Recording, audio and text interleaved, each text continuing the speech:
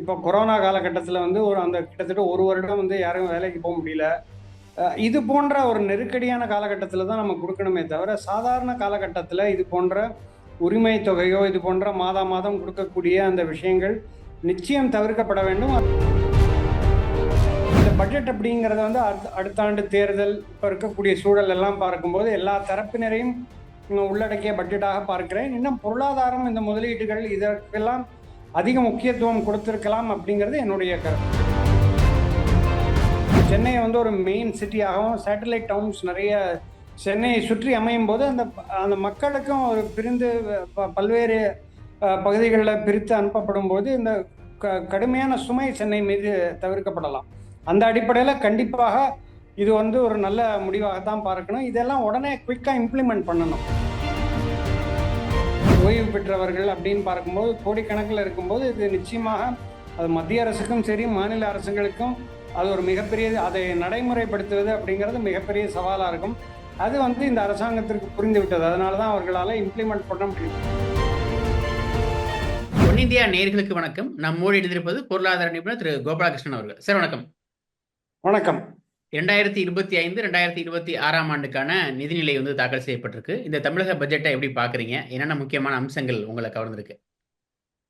பொதுவாக வந்து இப்போ பட்ஜெட் அப்படின்னு எடுத்து பார்க்கும்போது அது மத்திய அரசு பட்ஜெட்டாக இருந்தாலும் சரி, மாநில அரசு பட்ஜெட்டாக இருந்தாலும் அது அந்த அந்த அரசாங்கங்களுடைய ஒரு விஷன் டாக்குமெண்ட்டாக இருக்கும். அந்த அடுத்த கட்ட பொருளாதார, சமூக பொருளாதார பயணத்தை வந்து எப்படி நகர்த்தி செல்வது அப்படிங்கிற ஒரு விஷன் டாக்குமெண்ட்டாக தான் பார்க்கணும். அந்த அடிப்படையில் பார்க்கும்போது இன்று வழங்கப்பட்டுள்ள இந்த பட்ஜெட் வந்து ஒரு மிக்ஸ்டு பட்ஜெட்டாக இருக்கு. அதாவது ஒரு தரப்பை மட்டும் கவர் பண்ணாமல் பல்வேறு தரப்பினரை உள்ளடக்கிய ஒரு பட்ஜெட்டாக பார்க்கலாம். நேற்றைக்கு பொருளாதார ஆய்வறிக்கை வந்து முதல் முறையாக தமிழ்நாட்டில் தாக்கல் செய்யப்பட்டது. அதுல பல்வேறு தரவுகள் கொடுக்கப்பட்டிருக்கு. அதாவது பொருளாதார வளர்ச்சி அப்படிங்கிறது மாநிலத்திற்கு வந்து 8% கூடுதலாக இருந்தது அப்படிங்கிற ஒரு தகவல், தனிநபர் வருமானம் உயர்ந்திருக்கு அப்படிங்கிற தகவல்லாம் இருந்திருக்கு. பொதுவாகவே இந்திய பொருளாதாரத்துல தமிழ்நாட்டுடைய பங்களிப்பு, தமிழ்நாட்டு பொருளாதாரத்துடைய பங்களிப்பு அப்படிங்கிறது எப்பவுமே ஒரு டாப் 3ல இருக்கும். அதாவது 1, 2, 3 தரவரிசைகள்ல தமிழ்நாட்டுடைய பொருளாதாரம் அப்படிங்கிறது இருக்கும். நம்மளை தாண்டி மகாராஷ்டிரா, கர்நாடகா இது போன்ற மாநிலங்கள் இருந்து கொண்டிருக்கு. இந்த பொருளாதார ஆய்வறிக்கை பிளஸ் இன்னைக்கு கொடுக்கப்பட்ட பட்ஜெட் அப்படிங்கிற ஒரு காலகட்டம் எடுத்து நம்ம பார்க்கும்போது 10 ஆண்டுகளுக்கு முன்னாடி இப்போ முதலீட்டு சூழல், அதாவது ஒரு மாநிலத்திற்கு வரக்கூடிய முதலீட்டு சூழல் அப்படிங்கிறது இப்போ ரொம்பவே மாறி இருக்கு. 10 ஆண்டுகளுக்கு முன்பு அப்படின்னு பார்க்கும்போது 3-4 மாநிலங்கள் தான் இருக்கும். 10-15 ஆண்டுகளுக்கு முன்னாடி எடுத்து பார்க்கும்போது ஒரு முதலீடு அப்படின்னு வந்தால் தமிழ்நாடுக்கு வரும். கர்நாடகா, மகாராஷ்டிரா, குஜராத் அப்படின்னு ஒரு 3-4 மாநிலங்களுக்கு மாறி மாறி வந்து கொண்டிருக்கும். இந்த மாநிலம் இல்லாமல் அந்த மாநிலம் அப்படி இல்லாமல் இப்போ வந்து அந்த லிஸ்ட் அப்படிங்கிறது இரட்டை இலக்கத்தில் இருக்கு. பல மாநிலங்கள், உத்தரப்பிரதேஷ், ஒடிஷா போன்ற, மத்திய பிரதேஷ், ராஜஸ்தான் போன்ற பல மாநிலங்களுடைய போட்டி அப்படிங்கிறது அதிகரித்து கொண்டிருக்கு. முதலீட்டு சூழல்ல வந்து அதிகரித்து கொண்டிருக்கு. அந்த அடிப்படையில் பார்க்கும்போது தமிழ்நாட்டுடைய கவனம் இந்த பட்ஜெட், அதாவது பட்ஜெட்லயே எல்லா விஷயங்களும் வந்துடும் அப்படின்னு நம்ம எதிர்பார்க்க முடியாது. ஒரு பொருளாதாரத்தில் இருக்கக்கூடிய ஒரு நோய்க்கு வந்து பட்ஜெட்ல எல்லா மருந்துமே கிடைக்காது. அப்பப்ப அந்தந்த காலகட்டத்தில் அந்த மருந்துகள் கொடுத்து அந்த பொருளாதாரத்தை வந்து மீட்டெடுக்கிறது விஷயம் இருக்கு. ஸோ இந்த பட்ஜெட்டை பொறுத்த அளவில் இந்த முதலீட்டுக்கு உண்டான முதலீட்டு ஈர்ப்பு இல்லை முதலீட்டுக்கு உண்டான பெரிய எதிர்பார்ப்புகள், அதாவது என்னை பொறுத்த அளவில் ஒரு பொருளாதார ரீதியாக பார்க்கும்போது இன்னும் அதிகமாக எதிர்பார்த்தேன். பல்வேறு தரப்பினருக்கும் இந்த பட்ஜெட்ல அம்சங்கள் இருந்தாலும் பொருளாதார ரீதியாக முதலீடுகள், அதாவது முதலீடுகள் எதனால முக்கியம்னா, நான் ஏற்கனவே சொன்ன மாதிரி 10-15 ஆண்டுகளுக்கு முன்பு ஒரு 3-4 மாநிலங்கள் தான் அந்த முதலீட்டு லிஸ்ட்ல இருக்கும். அது உள்நாட்டு முதலீடுகளாக இருந்தாலும் சரி, வெளிநாட்டு முதலீட்டாளர்களாக இருந்தது. இப்போ வந்து அந்த லிஸ்ட் அதிகரித்து கொண்டிருக்கு. தெலுங்கானா, ஒடிஷா, மத்திய பிரதேஷ், ராஜஸ்தான், உத்தரப்பிரதேஷ் அப்படின்னு பல மாநிலங்கள் வந்து போட்டி போட்டு கொண்டிருக்கு. அதனால அதற்குண்டான, அதாவது முதலீட்டாளர்கள் வருகைக்கு உண்டான அந்த தளம் வந்து எப்பொழுதுமே நம்ம தயார்படுத்தி வைத்து கொண்டிருக்க வேண்டும். அதாவது அது வந்து கட்டுமானமா, அது வந்து உட்கட்டமைப்பு வசதிகளாக இருக்கட்டும், சாலை வசதிகள், இது போன்ற பல விஷயங்கள் வந்து நம்மளுடைய முதலீடுகள் அப்படிங்கிறது இருந்து கொண்டே இருந்தால்தான் முதலீடுகள், வெளிநாட்டு உள்நாட்டு முதலீடுகள் அப்படிங்கிறது வரும். அந்த அடிப்படையில் பார்க்கும்போது இப்போ இந்த பட்ஜெட்ல வந்து சில தொழிற்பேட்டைகள் துவங்குவதற்கான அறிவிப்புகள் வந்திருக்கு. பல்வேறு, அதாவது சென்னை பெருநகரம் தாண்டி பல தொழிற்பேட்டைகள் வரக்கூடிய ஒரு சூழலாம் எதிர்பார்க்க. இன்னும் அதிகமான முதலீடு சார்ந்த விஷயங்களை வந்து இன்னும் அதிகமாக கவனம் செலுத்தி இருக்கலாம் அப்படிங்கிறது என்னுடைய கருத்து. எதனால அப்படின்னா முதலீடுகள் தான் ரொம்ப முக்கியம். அதுதான் வேலை வாய்ப்புகளை பெருக்கும், தனிநபர் வருமானத்தை உயர்த்தும். ஒட்டுமொத்த நம்மளுடைய இந்த $1 trillion பொருளாதார இலக்கு அப்படிங்கிறது வந்து நம்ம முதலீடுகள் மட்டும்தான் சாத்தியம். எதனால முதலீடுகள் முக்கியம் அப்படின்னா, நம்மளுடைய எல்லா திட்டங்களுக்கும் வந்து நம்மளுடைய பணத்தை நம்ம செலவு பண்ண முடியாது. நமக்கு வந்து ஒரு லிமிட்டட் ரிசோர்ஸ் தான் இருக்கும். அது இந்திய அரசாங்கமா இருக்கட்டும், இல்லை மாநில அரசாங்கங்களுக்கும் சரி. அப்போ முதலீடுகள் வந்தாதான் அந்த அந்த ஒரு ஒரு ஸ்ரீபெரும்புதூர் அப்படிங்கிற ஒரு ஒரு ஒரு ஏரியா வந்து இந்த ஹியூண்டாய் மோட்டார் வந்ததுக்கு பிறகுதான் அந்த இடமே மாறியதை நம்ம பார்த்தோம், கண்கூடாக பார்த்தோம். வேலை வாய்ப்புகள் உற்பத்தி ஆனதை பார்த்தோம், அந்த ரியல் எஸ்டேட்டுடைய அந்த விலை உயர்ந்ததை பார்த்தோம், அங்க இருக்கக்கூடிய உள்ளூர்ல வசிக்கக்கூடிய மக்களுக்கு வேலை வாய்ப்புகள் பெருகுவதை பார்த்தோம். அதை சார்ந்து பல சிறிய நிறுவனங்கள், சிறு குறு நிறுவனங்கள் வருவதை பார்த்தோம். அதனால முதலீடுகள் வருவதுதான் உண்மையான வளர்ச்சியாக இருக்கும். முதலீடுகள் வந்து தொழில் துவங்கி வேலை வாய்ப்புகளை ஏற்படுத்தி தமிழ்நாடுக்கு வந்து அடித்தளம் ரொம்ப பலமாக இருக்கு. இங்க வந்து 2 முக்கிய துறைமுகங்கள், சென்னை தூத்துக்குடி இருக்கு, 4 முக்கியமான விமான நிலையங்கள், பல்வேறு கல்லூரிகள், படித்த இளைஞர்களுடைய அந்த டேலண்ட் பூல் அப்படின்னு சொல்லக்கூடிய முதலீட்டுக்கு ரொம்ப ஆதரவாக பல்வேறு விஷயங்கள் இங்கே தமிழ்நாட்டில் ஏற்கனவே இருக்கு. ஸோ இதை முன்னெடுத்து இன்னும் மேலும் முதலீடுகளை அழைத்து வருவதற்கோ இல்லை பெருக்குவதற்கோ நிறைய அறிவிப்புகளை கொடுத்திருக்கலாம். பொதுவாகவே பட்ஜெட் அப்படின்னு பார்க்கும்போது தற்கால அரசியல் இது எல்லாமே கருத்தில் கொண்டுதான் அவர்கள் பட்ஜெட்டை தயாரிப்பார்கள். அடுத்த ஆண்டு நமக்கு வந்து மாநில தேர்தல் வரக்கூடிய ஆண்டு. அதனால அதையும் சார்ந்த திட்டங்கள் அந்த பட்ஜெட்ல பார்க்க முடிந்தது. அதாவது அந்த எல்லா தரப்பினரையும் உள்ளடக்கக்கூடிய ஒரு பட்ஜெட்டாக பார்க்க முடிந்தது. ஒட்டுமொத்தமாக பொருளாதார ரீதியாக பார்க்கும்போது இந்த பட்ஜெட்ல வந்து நம்மளுடைய தரவுகள், அதாவது பொருளாதார ஆய்வறிக்கையில பல்வேறு தரவுகள் வந்து நமக்கு ரொம்ப ஆதரவாக இருக்கு. அது மட்டும் இல்லாம அந்த $1 trillion பொருளாதார இலக்கு அப்படிங்கிறது அந்த 8% வளர்ச்சியால நம்மளால எட்ட முடியாது. நமக்கு குறைந்தது 12-14% வந்து ஆண்டுக்கு ஒவ்வொரு ஆண்டுக்கும் 12-14% இருந்தால் மட்டும்தான் அந்த $1 trillion அப்படிங்கிறத ஓரளவுக்கு 2030 இல்லைனாலும் ஓரளவுக்கு கூடிய விரைவில் அதை வந்து நம்ம எட்டி பிடிக்க முடியும் அப்படிங்கிறது என் கருத்து. அந்த அடிப்படையில் பார்க்கும்போது இந்த பட்ஜெட் அப்படிங்கிறத வந்து அடுத்த ஆண்டு தேர்தல், இப்ப இருக்கக்கூடிய சூழல் எல்லாம் பார்க்கும்போது எல்லா தரப்பினரையும் உள்ளடக்கிய பட்ஜெட்டாக பார்க்கிறேன். இன்னும் பொருளாதாரம், இந்த முதலீடுகள் இதற்கெல்லாம் அதிக முக்கியத்துவம் கொடுத்திருக்கலாம் அப்படிங்கிறது என்னுடைய கருத்து. நீங்க சொல்ற மாதிரி இந்தியாவோட 2வது பொருளாதாரம் கொண்ட மாநிலம். இன்னும் கொஞ்சம் கூடுதலான முதலீடுகள் வர்றதுக்கான வாய்ப்புகள் இருந்திருக்கணும் அப்படின்றீங்க. அதுக்கான சாத்தியக்கூறுகள் தென்பட்டிருக்கணும்ன்றீங்க. ஒசூர்ல 400 கோடி ரூபாய்க்கு டைடல் பார்க் அனௌன்ஸ் பண்ணியிருக்காங்க. ராமேஸ்வரத்தில் விமான நிலையம் அனௌன்ஸ் பண்ணியிருக்காங்க. ஸோ அதெல்லாம் எப்படி பார்க்குறீங்க சார்?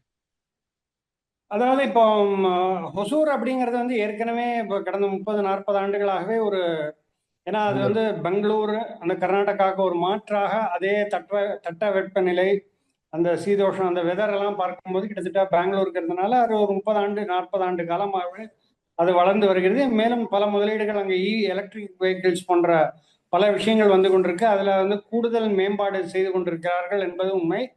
ஆனாலும் இன்னும் ஃபார் எக்ஸாம்பிள் நாங்குநேரி அப்படின்னு ஒரு பகுதி 25 ஆண்டுகளுக்கு முன்பு, அப்போ அதாவது வாஜ்பாய் என்டிஏ டைம்ல திரு முரசொலி மாறன் அவர்கள் மத்திய அமைச்சராக இருந்த காலகட்டத்தில் நாங்குநேரி அப்படிங்கிறது அந்த ஸ்பெஷல் எக்கனாமிக் ஜோன் அப்படின்னு கொண்டு வரப்பட்டது.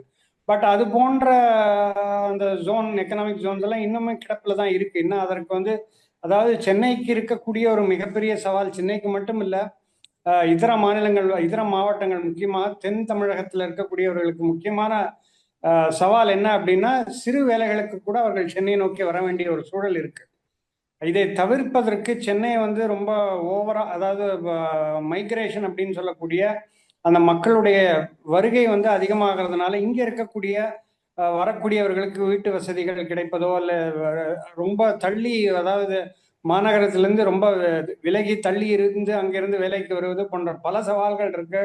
மழை காலங்களில் பல குடியிருப்புகள் வந்து நம்ம பார்க்கிறோம். ஏரி சார்ந்த குடியிருப்புகளுக்கெல்லாம் பிரச்சனை இருக்கு. அதனால தென் தமிழகத்துல இன்னும் கூடுதல் கவனம் செலுத்தி இந்த நாங்குநேரி போன்ற அந்த சிறப்பு பொருளாதார மண்டலத்தை எல்லாம் இன்னும் மேம்படுத்தி மக்களை அங்கங்க தங்க வைத்து விட்டால் அவர்களுக்கும் அங்க உள்ளூர்ல வாழ்வாதாரம் தழைக்கும். அதே நேரத்தில் அவங்க வந்து இப்ப அவங்க அந்த கிளைமேட் சேஞ்சு கூட இந்த பட்ஜெட்ல வந்து எக்கனாமிக் சர்வேல கூட அது தெரிவிக்கப்பட்டிருக்கு. இது போன்ற விஷயங்கள் ஏற்படும் போது நம்ம நகரமயமாக்குதல் ரொம்ப அதிகமாக தடுக்கப்படும். அதுவும் இல்லாம மக்கள் அங்கேயே தங்கி விடுவார்கள். இப்ப தென் தமிழகத்தில் இருக்கக்கூடியவர்கள் சிறு வேலைக்காக சென்னைக்கு வர வேண்டிய அவசியம் இல்லை. அவர்களுக்கு அங்க போதிய வாழ்வாதாரம் இல்லாதனாலதான் அவர்கள் இங்கு வருவதாக நம்ம பார்க்கிறோம். அதனால இந்த வளர்ச்சி அப்படிங்கிறது வந்து சென்னை, கோயம்புத்தூர், திருப்பூர் இது போன்ற மாநகரங்களை மட்டுமே சார்ந்திராது. சிறு சிறு நகரங்கள், அதாவது தென் தமிழகம், முக்கியமாக தென் தமிழகத்தில் இருக்கக்கூடிய இன்னும் ஸ்பெஷல் எக்கனாமிக் ஜோன் அதிகமாக கொண்டு வந்திருக்கலாம் அப்படிங்கிறதும் அதுவும் ஒரு கவனிக்கப்பட வேண்டிய விஷயம். ராமேஸ்வரம் அப்படிங்கிறது ஒரு மிகப்பெரிய ஒரு சுற்றுலா மையமாக மாறிக்கொண்டிருக்கு. அந்த அந்த அடிப்படையில் வந்து அதனுடைய ஏர்போர்ட் அறிவிப்பு அப்படிங்கிறது இன்னும் அது ரியலைஸ் ஆகுது. அது வந்து அங்கே ஏர்போர்ட் அந்த நிலம் கையகப்படுத்தப்பட வேண்டும், அது ஒப்புதல் அளிக்கப்பட வேண்டும். இது போன்ற அது வந்து கோஸ்டல் ஜோன் அப்படிங்கிறதுனால நிறைய சிக்கல்களும் இருக்கு. அதனால இன்னும் அது வந்து லாங் டேர்ம், அதாவது இப்போ உடனடியாக அடுத்த ஓரிரு ஆண்டுகள்லாம் நடந்துருமானா நிச்சயமா இருக்காது. அடுத்த 5, 6, 7 ஆண்டுகள்ல நடக்கிறதுக்கான சாத்தியக்கூறுகள் இருக்கு. அது ஒரு நல்ல அறிவிப்பு. ஏன்னா இப்போ வடக்குல இருந்து பல டூரிஸ்ட், பல சுற்றுலா பயணிகள் கோயில்களை விஜயம் செய்வதற்கு வந்த வண்ணம் இருக்கிறார்கள். மதுரையில ஒரு ஏர்போர்ட் இருக்கு, அதுவும் கவனிக்கப்பட வேண்டிய விஷயம். அதனால இது எப்படி இருக்கும் அப்படிங்கிறத வரக்கூடிய காலங்களில் பார்க்கணும். சென்னை அருகே வந்து ஒரு 2000 ஏக்கர்ல ஒரு நகரம் அமைக்கப்படும், அனைத்து வசதிகளோட கூடிய ஒரு நகரம் அமைக்கப்படும் அப்படின்னு சொல்லியிருக்காங்க. அது எந்த அளவுக்கு தேவைன்னு நினைக்கிறீங்க? சென்னை போன்ற ஒரு காலத்தின் கட்டாயம் தான் அது வந்து நிச்சயமாக. இப்போ மும்பை எடுத்துக்கொண்டு பார்க்கும்போது அங்க நவி மும்பை அப்படின்னு ஒரு மும்பையை வந்து ஒரு டீகன்ஜஸ்ட் பண்றதுக்கு, அதாவது மும்பையிலேயே எல்லாரும் குவிந்து கொண்டிருக்கிறார்கள், அதை வந்து கொஞ்சம் விரிவாக்கம் செய்து மக்களை வந்து ஸ்ப்ரெட் அவுட் பண்ணும் பொழுதுதான் அந்த டிராஃபிக் ப்ராப்ளம்ஸ் சால்வ் ஆகிறது. இது பண்ண இன்னும் ஆனால் மும்பையில் வந்து பிரச்சனைகள் தீரலை அப்படிங்கிறது வேற விஷயம். ஏன்னா வளர்ந்து கொண்டே இருக்கு அது. மக்கள் ஏரியா வைஸும் சரி, மக்கள் தொகையிலும் வளர்ந்து கொண்டே இருக்கக்கூடிய ஒரு பெருநகரமாக இருக்கு. சென்னையும் கிட்டத்தட்ட அந்த அந்த நிலைக்கு தான் இப்போ போய் கொண்டிருக்கிறோம். ஏன்னா இப்போ ஒரு டிராஃபிக் எல்லாமே நம்ம எடுத்து பார்க்கும்போது, மெட்ரோ வேலைகள் எல்லாம் எடுத்து பார்க்கும்போது ஒரு சாதாரண 3-4 கிலோமீட்டருக்கே நிறைய நேரம் செலவாவதை நம்ம பார்க்கிறோம். அதனால கட்டாயமாக இந்த சேட்டலைட் டவுன் அப்படிங்கிறது வந்து ரொம்ப முக்கியமாக பார்க்கப்பட வேண்டும். ஏற்கனவே திருமழிசை போன்ற அந்த அந்த பகுதிகளில் முன்னாடி அறிவிக்கப்பட்டிருந்தது. கட்டாயம் நமக்கு சேட்டலைட் டவுன்ஸ் தேவை இருக்கு. ஏன்னா நம்ம எல்லோருமே சென்னையை நோக்கி, நம்ம சென்னையை மையப்படுத்தியே இருக்கிறதுனால தான் இங்கே இருக்கக்கூடிய அந்த போக்குவரத்து நெரிசல்கள், வீடுகள் கிடைக்கக்கூடிய நெரிசல் இதெல்லாமே இருந்து கொண்டிருக்கு. அதனால சிறு சிறு நகரங்கள் வந்து சென்னையை வந்து ஒரு மெயின் சிட்டியாகவும், சேட்டலைட் டவுன்ஸ் நிறைய சென்னையை சுற்றி அமையும் போது அந்த அந்த மக்களுக்கும் ஒரு பிரிந்து பல்வேறு பகுதிகளில் பிரித்து அனுப்பப்படும் போது இந்த கடுமையான சுமை சென்னை மீது தவிர்க்கப்படலாம். அந்த அடிப்படையில் கண்டிப்பாக இது வந்து ஒரு நல்ல முடிவாகத்தான் பார்க்கணும். இதெல்லாம் உடனே குயிக்கா இம்ப்ளிமெண்ட் பண்ணணும். இது எந்த அளவுக்கு அவர்கள் அதை வந்து அந்த செயல் திட்டத்தை கொண்டு வந்து அது முழு திட்டமாக மாறும் பட்சத்துல தான் இது எப்படி இருக்குங்கிறத பார்க்கணும். பட் ஆஸ் இட் இஸ் இது ஒரு நல்ல அறிவிப்பாக பார்க்கலாம். சாமானியர்கள் வந்து எதிர்பார்த்த அறிவிப்பு வந்து மகளிர் உரிமை தொகை வந்து எல்லாத்துக்கும் கொடுத்துருவாங்க, ரேஷன் கடை உள்ள எல்லாத்துக்கும் இந்த உரிமை தொகையை அறிவிச்சிருவாங்க, அல்லது 1000 ரூபாய்ன்றது 2500 ரூபாயா மாத்திருவாங்க அப்படின்னு எதிர்பார்க்கப்பட்டது. ஆனா வந்து புதிதாக விண்ணப்பிப்பவர்களுக்கு வந்து வாய்ப்பு கொடுக்கப்படும் அப்படின்னு சொல்லியிருக்காங்க. அதை தாண்டி வேற எந்த அறிவிப்பும் இல்லை. அதை எப்படி பாக்குறீங்க? அரசு இந்த விஷயத்துல சரியா தான் இருந்திருக்கு, தேவையில்லாம கஜானாவை காலி பண்ணாம இருந்திருக்குன்னு நினைக்கிறீங்களா, இல்ல எலெக்ஷனுக்கு ஏதாவது பண்ணிட்டு? அது வந்து இப்போ அவங்களால இப்போ வந்து கடன் பொறுத்தளவுல இப்ப கடனுடைய அளவு வந்து அதிகரித்து கொண்டிருக்கு மாநிலத்திற்கு. அதாவது பொதுவாக நான் என்னுடைய கருத்து என்ன அப்படின்னா, கடன் வாங்குவது தவறு கிடையாது. எந்த மாநிலம் அரசாங்கமோ இல்ல மத்திய அரசாங்கமோ கடன் வாங்குவது, ஏன்னா இது வந்து ஒரு தனியார் நிறுவனமோ இல்ல ஒரு வீட்டு கடன் வாங்குவது போல அல்ல. இது வந்து அரசாங்கம் அப்படிங்கிறது அவங்களுக்கு எல்லாரையும் அரவணைத்து செல்லக்கூடிய ஒரு பொறுப்பு, ஒரு ரெஸ்பான்சிபிலிட்டி இருக்கு. அந்த அடிப்படையில் பார்க்கும்போது ஒரு 100 ரூபாய் கடன் ஒரு அரசாங்கம் 100 ரூபாய் கடன் வாங்குது அப்படின்னா அதுல எவ்வளவு வந்து வளர்ச்சி திட்டங்கள், அதாவது டெவலப்மெண்ட் திட்டங்களுக்கு எவ்வளவு செல்கிறது, இது போன்ற சமூக நல திட்டங்கள், அதாவது பெரிய அளவுக்கு அதுல இருந்து வருவாய் வராத திட்டங்கள் அதுல எவ்வளவு போகிறது, அப்படி இதை வைத்து தான் அந்த கடன் வந்து சரியானதா இல்ல தவறானதா அப்படிங்கிற நம்ம முடிவுக்கு வரணும். அதாவது இப்போ வளர்ச்சி திட்டங்களுக்கு கடன் செலவிடப்பட்டதுனால் திருப்பி அந்த பொருளாதார வளர்ச்சியில அது பிரதிபலிக்கும். ஒரு விமான நிலையம் கட்டுவதோ இல்லை மெட்ரோ ரயில் திட்டம் சேவை துவங்குவதோ இல்லை வந்து பெரிய பெரிய சாலைகள் போடப்படும் போது அதெல்லாமே பொருளாதாரத்திற்கு ரிட்டர்ன்ஸாக வரும். பட் சமூக நல திட்டங்கள் எல்லாமே வந்து நமக்கு வந்து ரிட்டர்ன்ஸ், பொருளாதாரத்திற்கு வளர்ச்சியாக வராது. இவர்கள் இந்த இந்த இப்ப மகளிர் தொகை இந்த உரிமை தொகை அப்படிங்கறத அவர்கள் செலவு பண்ணுவாங்க. திருப்பியும் பொருளாதாரத்துல வந்தாலும் எந்த அளவுக்கு நேரடியாக நமக்கு வந்து தாக்கத்தை ஏற்படுத்தும் அப்படிங்கிறது நமக்கு தெரியாது. அந்த அளவுக்கு நம்ம மெஷர் பண்ண முடியாது. அந்த அடிப்படையில பார்க்கும்போது இவர்களுக்கு வந்து சிக்கல்கள் இருக்கு. அதாவது இந்த திட்டத்திற்கு வந்து இன்னும் கூடுதலாக நிதி ஒதுக்குவதிலையோ இல்ல புதிதாக அதாவது எல்லோருக்கும் வழங்கக்கூடிய வகையில் இதை கொண்டு வர முடியும் அப்படிங்கிறது, அதற்கு நடைமுறை சிக்கல்கள், நிதி சார்ந்த சிக்கல்கள் இருக்கு. இப்ப கர்நாடகாவை ஒரு உதாரணமா எடுத்து பார்க்கும்போது அவங்க 5 ப்ராமிசஸ் கொடுத்தாங்க, 5 தேர்தல் வாக்குறுதிகளை கொடுத்தாங்க கர்நாடகால. அந்த 5 திட்டங்களை அவங்களால நிறைவேற்ற முடியாம தடுமாறி கொண்டிருக்கிறார்கள். அவர்களுக்கு கிட்டத்தட்ட 60,000 கோடி ஒரு ஆண்டுக்கு இந்த திட்டங்களுக்கு தேவைப்படுது. அதனால என்ன பண்றாங்க அப்படின்னா எல்லா தரப்பட்ட வரிகளையும் உயர்த்தி கொண்டிருக்கிறார்கள். எங்கெல்லாம் வரியை உயர்த்த முடியுமோ அதெல்லாம் உயர்த்தி கொண்டிருக்கிறார்கள். அதனால இது என்ன ஆகுது அப்படின்னா ஒரு சுமையை ஒருத்தர்கிட்ட எடுத்து இன்னொருடைய தலையில வைப்பதுதான் இது போன்ற திட்டங்கள் செயல்படுத்தி கொண்டிருக்கு. அதாவது பொருளாதாரத்துல ஒரு வாசகம் உண்டு, there is no free lunch அப்படின்னு பொருளாதாரத்துல சொல்லுவாங்க. அதாவது எதுவுமே ஃப்ரீ லஞ்சாக இருக்காது. யாருக்காவது ஒன்று கொடுக்கணும்னா அது இன்னொருத்தர் எடுத்துதான் நம்ம கொடுக்க முடியும். அந்த அடிப்படையில தான் இந்த பொருளாதாரங்கள் இயங்கும். அதனால அதே ஒரு கருத்தில் கொண்டுதான் இந்த முடிவு எட்டப்பட்டிருக்கு. ஏன்னா கர்நாடகா கடந்த 2 ஆண்டுகளாக பார்த்து கொண்டிருக்கோம், அவர்கள் வந்து நிதி நெருக்கடியால தடுமாறி கொண்டிருக்கிறார்கள். இந்த 5 வாக்குறுதிகளை அவங்களால நிறைவேற்ற முடியல. அதற்கு வெவ்வேறு துறைகள்ல இருக்கக்கூடிய பணத்தை எடுத்து இதற்கு செலவிட்டு கொண்டிருக்கிறார்கள். ஸோ அந்த அடிப்படையில பார்க்கும்போது நம்ம விரலுக்கேற்ற வீக்கம் அப்படிங்கிறது போல நமக்கு என்ன நிதி ஆதாரம் இருக்கோ அதை வைத்துக் கொண்டுதான் நம்ம வளர்ச்சி திட்டங்களும் செய்யணும், தேர்தல் சார்ந்த விஷயங்களை நம்ம செய்ய முடியும். அது வந்து இந்த அரசாங்கம் புரிந்து கொண்டிருக்கு அப்படின்னு நான் நம்புறேன். இல்ல, இன்னொரு மிகப்பெரிய எதிர்பார்ப்பு வந்து அரசு ஊழியர்களுக்கு வந்து மீண்டும் பழைய ஓய்வூதிய திட்டமே கொடுக்கப்படும் அப்படின்னு ஒரு உத்தரவாதம் வந்து முன்னாடி தேர்தல் அறிக்கையா கொடுத்திருந்தாங்க, தேர்தல் வாக்குறுதியா கொடுத்திருந்தாங்க. ஸோ அந்த முறை வந்து திரும்ப கொண்டு வருவாங்களா அப்படின்னு எதிர்பார்த்துட்டு இருந்தாங்க. ஆனா அது அமல்படுத்தப்படலை. ஸோ அதுக்கு என்ன காரணம் நினைக்கிறீங்க? கடன் சுமை தான் காரணம் நினைக்கிறீங்களா? அதாவது நிதி சுமை தான். அதாவது அதற்கு என்ன ப்ராப்ளம் அப்படின்னா இப்போ வந்து ஆட்சியில இல்லாத போது ஒரு வியூ இருக்கும், ஆட்சியில வந்ததுக்கு பிறகு அந்த ரியாலிட்டிஸ் இருக்கும். அதாவது நிதி சார்ந்த விஷயங்கள் என்ன அப்படிங்கிறது ஆட்சியில் அமர்ந்த பிறகுதான் அவங்களுக்கு, பொதுவாக இந்த அரசு இல்லை எல்லா அரசுகளுக்குமே அந்த ஒரு நிலைப்பாடு இருக்கும். வெளியில இருக்கும் பொழுது அவர்களுடைய வியூ, அவர்களுடைய பார்வை வந்து வேறு மாதிரியா இருக்கும். ஆட்சியில் அமர்ந்த போது அப்பதான் அவங்களுக்கு தெரியும் என்ன நிதி ஆதாரம் எவ்வளவு இருக்கு, நிதி நெருக்கடி என்ன அப்படிங்கிறது தெரிந்துதான் அவர்கள் முடிவெடுக்க முடியும். அந்த அடிப்படையில பார்க்கும்போது இந்த அரசு இவர்கள் வந்து அந்த பழைய பென்ஷன் திட்டம் வந்து கொண்டு வரப்படும் அப்படிங்கிற அறிவிப்பு வெளியிட்டு இருந்தாலும் ஆட்சிக்கு வந்ததுக்கு பிறகு அவர்களுடைய அந்த நிதி சார்ந்த விஷயங்கள் இப்பதான் அவங்களுக்கு ஓரளவுக்கு புரிந்திருக்கும். அதன் அடிப்படையில தான் அவங்களால இது செயல்படுத்த முடியவில்லை. இப்போ ஃபார் எக்ஸாம்பிள் ஹிமாச்சல் பிரதேஷ்ல அது போன்ற ஒரு அறிவிப்பு வந்து கடந்த எலெக்ஷன்ல அவங்க அறிவிச்சாங்க. இன்னும் அவங்களால அது செயல்படுத்த முடியாத ஒரு சூழல், அது முழுமையாக கொண்டு வர முடியல. ஏன்னா மிகப்பெரிய ஒரு நிதி நெருக்கடி சார்ந்த சவால்களை வந்து அந்த அரசாங்கங்களுக்கு ஏற்படுத்தும்.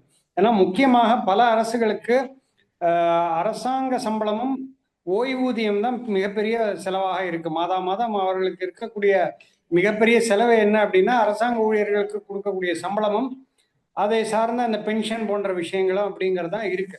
ஸோ அந்த அடிப்படையில தான் அந்த ஓல்டு பென்ஷனை வந்து மாற்றி விட்டு நியூ பென்ஷன் அப்படிங்கிறது இன்னும் ரொம்ப அரசாங்கத்திற்கு பெரிய சுமையே இல்லாம ஓரளவுக்கு அந்த சுமையை வந்து அந்த அந்த பயனாளிகள்கிட்ட அவர்கள் தலையில வைப்பதற்கு உண்டான ஏற்பாடு தான். அது வந்து நிதி சார்ந்த விஷயம். அதாவது ஒரு ஃபினான்ஷியலி பார்க்கும்போது அதுதான் சரியான தீர்வாக இருக்கும்.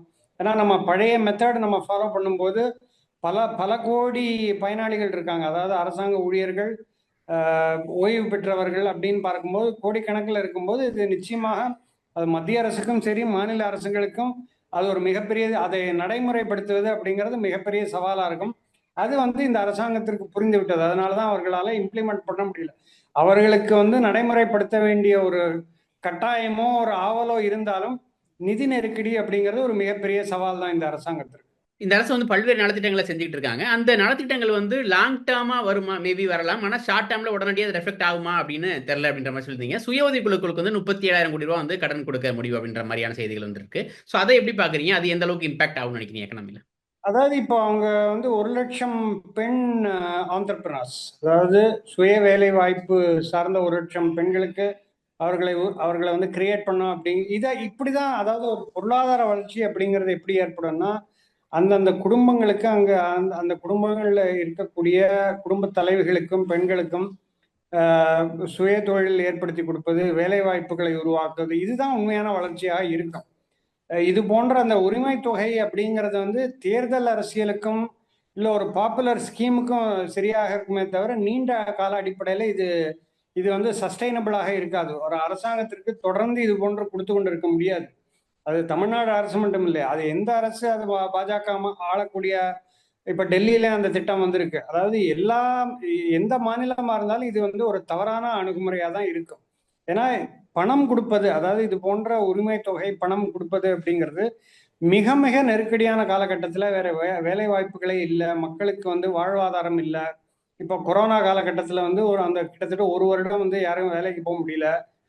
இது போன்ற ஒரு நெருக்கடியான காலகட்டத்தில் தான் நம்ம கொடுக்கணுமே தவிர, சாதாரண காலகட்டத்தில் இது போன்ற உரிமை தொகையோ இது போன்ற மாதம் கொடுக்கக்கூடிய அந்த விஷயங்கள் நிச்சயம் தவிர்க்கப்பட வேண்டும். அது மாநில அரசாங்கங்கள் ஓரளவுக்கு புரிந்து கொண்டிருக்காங்க, கர்நாடகாவை பார்த்து புரிந்து கொண்டிருக்காங்க. இப்போ அதை வந்து அதை மெல்ல மெல்ல இன்னும் வரக்கூடிய காலங்களில் குறையும் அப்படின்னு நான் எதிர்பார்க்கிறேன். ஏன்னா வந்து இது ஒரு நிதி சுமை அப்படிங்கிறது தொடர்ந்து உயர்ந்து கொண்டே போகும். இப்போ வந்து ஊரக இந்த மன்ரேகா அப்படிங்கிற அந்த 100 நாள் வேலை திட்டம், அது வந்து வேற நோக்கம். அங்க வந்து எப்பொழுதுமே விவசாயத்துல அவங்களுக்கு வேலை இருக்காது, அதனால ஒரு 100 நாள் வேலை திட்டம் அப்படிங்கிறது ஒரு நோக்கம் இருக்கு. பட் இது வந்து மாதம் அந்த பெண்களுக்கு கொடுப்பது அப்படிங்கிறது அவர்களுடைய சுமை குறைக்கப்பட்டாலும் அது வந்து இன்னொருத்தருடைய சுமை, இன்னொருவருக்கு அந்த சுமை சென்றடையும்.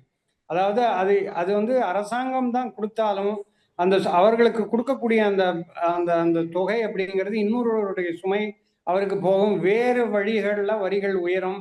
நான் ஏற்கனவே சொன்ன மாதிரி கர்நாடகாவில் அந்த திட்டங்களை அமல்படுத்துவதற்கு பல்வேறு உள்ளூர் வரிகளை அவர்கள் உயர்த்தி, ரெஜிஸ்ட்ரேஷன் உட்பட பல வரிகளை உயர்த்தி கொண்டிருக்கிறார்கள். அதனால சுமை அப்படிங்கிறது பிரித்து தான் கொடுக்கப்படுமே தவிர அரசாங்கம் முழுமையாக அதை ஏற்றுக்கொள்ள முடியாது. ஒரு இடத்துல கொடுக்கணும் அப்படின்னா இன்னொரு இடத்துல இருந்து அந்த வரியை உயர்த்தி தான் கொடுக்குமே, இல்லை கடன் வாங்கி அதை சரி கட்டுவார்கள். அரசாங்கத்துடைய வேலை அதுதானே தவிர அவர்கள் முழுமையாக கொடுத்து விட முடியாது. அந்த அடிப்படையில் பார்க்கும்போது இது போன்ற திட்டங்கள் குறைவது நல்லது. அதாவது இதை வந்து மேலும் மேலும் விரிவாக்கம் செய்யாமல் குறைத்து கொண்டு உண்மையான வளர்ச்சி, அதாவது பொருளாதார வளர்ச்சி ஏற்பட்டால் மட்டும்தான் அந்த குடும்பம் மேம்படும். அந்த அந்த அந்த இருக்கக்கூடிய ஒரு தொழிற்சாலை ஏற்படும் போதுதான் அந்த அந்த தொழிற்சாலை சுற்றி இருக்கக்கூடிய கிராமங்களுடைய வளர்ச்சி ஏற்படும். அங்க இருக்கக்கூடிய நிறைய இப்ப ஸ்ரீபெரும்புதூர்லாம் நம்ம பார்க்கும்போது பல பெண்கள் வந்து அங்க இருக்கக்கூடிய நிறுவனங்கள்ல வேலைக்கு சென்று கொண்டிருக்கிறார்கள். ஸோ அந்த வளர்ச்சி அப்படிங்கிறது அவர்களுக்கு அந்த பொருளாதார ரீதியாக இருக்க வேண்டுமே தவிர இது போன்ற இந்த உரிமை தொகை திட்டங்கள் வந்து தேர்தல் அரசியலுக்கு ரொம்ப ஹெல்ப்ஃபுல்லாக இருக்கும். அது வந்து தமிழ்நாடு மட்டும் இல்லை, பல மாநிலங்களில் அது நடந்து கொண்டிருக்கு. பட் ஒட்டுமொத்தமாக பொருளாதார ரீதியாக மட்டுமே அதை பார்த்தால் நிச்சயமாக இது வந்து ஒரு ஒரு பாதகமான, அதாவது பொருளாதாரத்திற்கும் மற்ற அந்த அதில் பலன் பெறாதவர்களுக்கும் சுமை அதிகமாக தெரியப்படும். பரந்தூர் விமான நிலையத்தை வந்து விரைவுபடுத்தப்படும் சொல்லியிருக்காங்க. மெட்ரோ ரயில் பணிகளையும் விரைவுபடுத்தப்படும் சொல்லியிருக்காங்க. பல்வேறு உட்கட்டமைப்பு பணிகளையும் சொல்லியிருக்காங்க, குறிப்பிட்டிருக்காங்க. ஸோ அதை எப்படி பார்க்குறீங்க? அந்த உட்கட்டமைப்பு பணிகள் வந்து எந்த அளவுக்கு தேவைன்னு நினைக்கிறீங்க? அதாவது பரந்தூர் வந்து கிட்டத்தட்ட 6-7 வருஷம் ஆயிடுச்சு. 18 இன்னும் அந்த நிலம் கையப்படுத்த முடியவில்லை. அது போன்ற சிக்கல்கள் இருக்கு. அதாவது நம்ம வந்து பொருளாதாரம், நான் ஏற்கனவே சொன்ன மாதிரி ஒரு 10 ஆண்டுகள் 15 ஆண்டுகளுக்கு முன்பு பார்க்கும்போது தமிழ்நாடு உட்பட ஒரு 3-4 மாநிலங்கள் வந்து முன்னணியில் இருக்கும் முதலீடுகளை ஈர்ப்பதற்கு. இப்போ வந்து அது ஒரு ஒரு ஒரு டசன் மாநிலங்கள் அந்த லிஸ்ட்ல இருக்கு இப்போ. அதனால முக்கியமாக தமிழ்நாடுக்கு இப்போதைய தேவை நல்ல விரிவாக்கம் செய்யப்பட்ட சாலைகள், பரந்தூர் போன்ற விமான தளங்கள், பல்வேறு ஸ்பெஷல் எக்கனாமிக் ஜோன், இது போன்ற விஷயங்கள் வந்து தொடர்ந்து அவங்க நடைமுறை பிரயோகப்படுத்தி வந்தால் மட்டும்தான் தொடர்ந்து முதலீடுகள் வரும். இல்லைன்னா முதலீடுகள் வருவது அப்படிங்கிறது வேறு வேறு மாநிலங்களுக்கு சென்று பிரிந்துவிடும். அதனால கண்டிப்பாக பரந்தூர் விமான நிலையம் இன்னும் வேகப்படுத்தி அதை வந்து அதை முழுமையாக்கினால் மட்டும்தான் நமக்கு வந்து வளர்ச்சி அப்படிங்கிறது ஏற்படும். மெட்ரோ ரயிலும் அதே தான். இப்போ மெட்ரோ ரயில் பொறுத்த அளவில் சென்னையில் வந்தாலும் பல நகரங்கள், இப்போ தமிழ்நாடு பொறுத்த அளவில் இந்தியாவில் இருக்கக்கூடிய ஒரு சில மாநிலங்கள், அதாவது Tier 2 சிட்டிஸ் அப்படிங்கிறது இப்போ கோயம்புத்தூர் போன்ற நகரங்கள்லாம் மிகப்பெரிய நகரம். அது வந்து ஒரு டவுன் எடுத்துக்க முடியாது, மிகப்பெரிய சிட்டியாக தான் இருக்கு. பல பெரிய நகரங்கள் கொண்ட ஒரு மாநிலமாக தமிழ்நாடு இருக்கு. அதனால இப்போ இந்த மெட்ரோ போன்ற திட்டங்கள் பல்வேறு நகரங்களுக்கு சென்றடைந்தால்தான் சென்னையை மையப்படுத்தி அந்த வளர்ச்சி அப்படிங்கிறது பல ஊர்களுக்கும் சென்றடையும். இப்போ நம்மளுடைய வளர்ச்சி எப்படி இருக்குன்னா, சென்னை, கோயம்புத்தூர், திருப்பூர் இது போன்ற வடபகுதிகள் மட்டுமே அந்த வளர்ச்சியை மையப்படுத்தாம எல்லா இடத்துலையும் பறந்துபட்ட வளர்ச்சியாக நம்ம கொடுக்கணும் அப்படின்னா இது போன்ற திட்டங்கள் சிறு சிறு நகரங்கள், அதாவது இப்போ அது சிறு நகரம் கிடையாது, இப்போ மதுரையெல்லாம் அது பெரிய நகரமாக மாறிவிட்டது.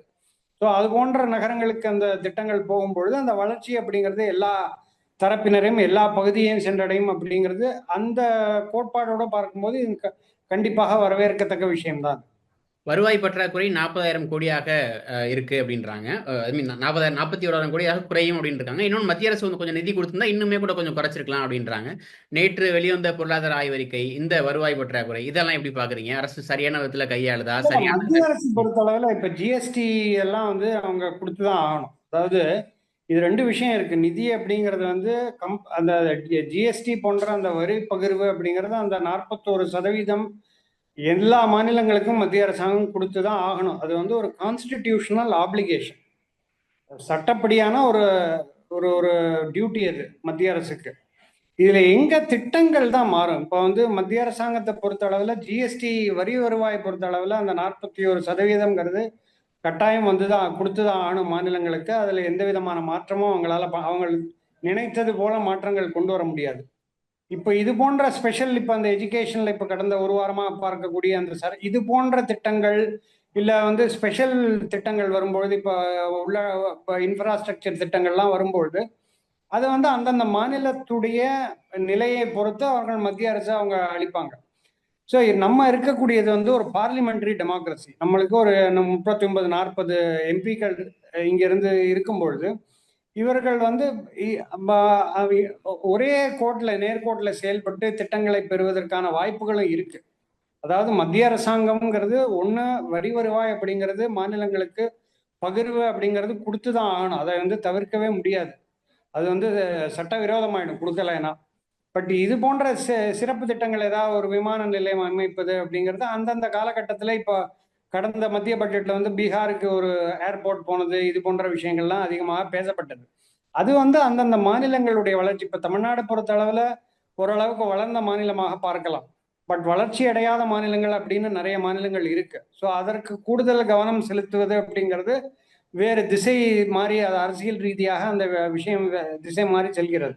அதனால நிதி ஆதாரம் பொறுத்த அளவில் மத்திய அரசு அப்படிங்கிறது கொடுத்துதான் ஆகணும். அதே நேரத்தில் இது போன்ற சிறப்பு திட்டங்களுக்கு ஒரு ஒரு கூட்டாக தான் இது வந்து நம்ம கேட்டு பெற முடியும். அது வந்து இப்ப எப்படி அப்படின்னா டெல்லியில ஒரு கட்சி ஆட்சியில இருக்கு, தமிழ்நாட்டில் கண்டிப்பா கடந்த 50 ஆண்டுகளாக பார்க்கும்போது இடைப்பட்ட காலத்துல மட்டும்தான் மத்தியிலும் மாநிலத்திலும் ஒரு இணக்கமான சூழல் இருந்தது. மித்தபடி வேற வேற கட்சிகள் தான் இருந்தது. பல மாநிலங்கள் இப்ப கேரளால பார்த்தா அதே மாதிரி தான் சூழல். அந்த மாதிரி பல மாநிலங்கள்ல இருக்கு. அதனால இது ஒரு பார்லிமெண்டரி டெமோக்ரஸி இருக்க அந்த ஃபேக்டர் இருக்கிறதுனால ஒன்றாக இணைந்து இது போன்ற சிறப்பு திட்டங்களுக்கு நிதி பெறுவது அப்படிங்கிறது தொடர்ச்சியாக முன்னெடுக்கப்பட வேண்டும். அது வந்து ஒரே வழியில தான் அமையும் அப்படின்னு இல்லை, பல்வேறு வழிவகைகள் இருக்கு. அதுல ஃபாலோ பண்ணி இது போன்ற திட்டங்களை பெறுவது அப்படிங்கிறது தான் தமிழ்நாடுக்கு ஒரு முக்கியத்துவமாக பார்க்கணும். நன்றி சார். பல்வேறு விஷயங்களை பகிர்ந்துட்டீங்க. உங்களோட நேரத்தை பகிர்ந்ததுக்கு மிக்க நன்றி.